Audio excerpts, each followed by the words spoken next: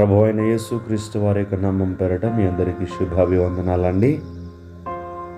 మార్చి నెల 18వ తారీఖులోనికి మనం ప్రవేశించి ఉన్నాము. మొదటిగా దేవుని వాక్యమును చదువుకుందాం. నీతిమంతులు ఖర్జూర వృక్షము వలె మువ్వు వేయుదురు. కీర్తనలు 92వ అధ్యాయము 12వ వచనము.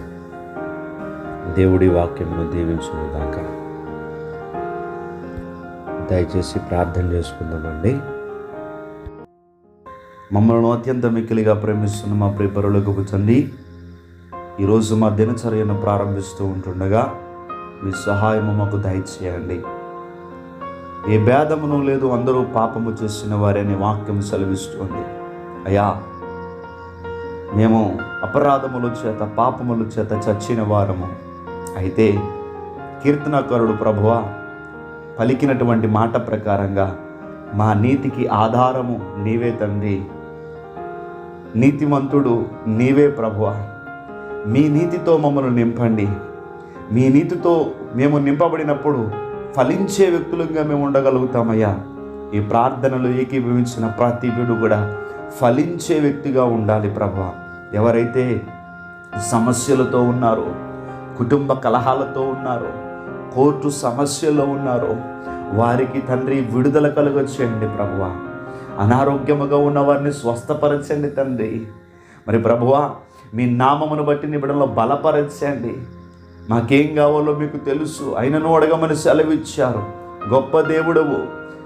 మీ పట్ల ఎవరికైతే విశ్వాసం ఉంటుందో అట్టి వారి ఎడల గొప్ప కార్యములు జరిగించు శక్తి కలిగిన దేవుడవై ఉన్నావు కనుక ప్రభువా, నీ బిడ్డలను జ్ఞాపకం చేసుకొని వారి పనులకు తోడుగా ఉండండి, వారి ప్రయాణములకు తోడుగా ఉండండి. మరి తండ్రి 10వ తరగతి బిడ్డలు పరీక్షలు వ్రాస్తూ ఉంటుండగా తండ్రి ఈరోజు ప్రారంభమవుతూ ఉంటుండగా వారికి చక్కటి జ్ఞానమును జ్ఞాపక శక్తిని దయచేసి చక్కగా ప్రభు పరీక్షలు వ్రాయాలి. మీ తోడు లేదే మేమేమీ చేయలేం ప్రభా. పరీక్షలు వ్రాస్తున్నటువంటి బిడ్డలకి మీ సహాయము దయచేయండి. అలాగనే వ్యాపారములు చేస్తున్నటువంటి బిడ్డలు మీరు జ్ఞాపకం చేసుకొని వారి వ్యాపారములు అభివృద్ధిని దయచేయండి. అలాగనే తండ్రి ఉద్యోగములు చేస్తున్నటువంటి బిడ్డలకు వారికి సహాయము చేయండి ప్రభా. మరింత నూతనమైనటువంటి స్థితిలోనికి వారిని నడిపించమని ప్రార్థన చేస్తూ ఉన్నాం.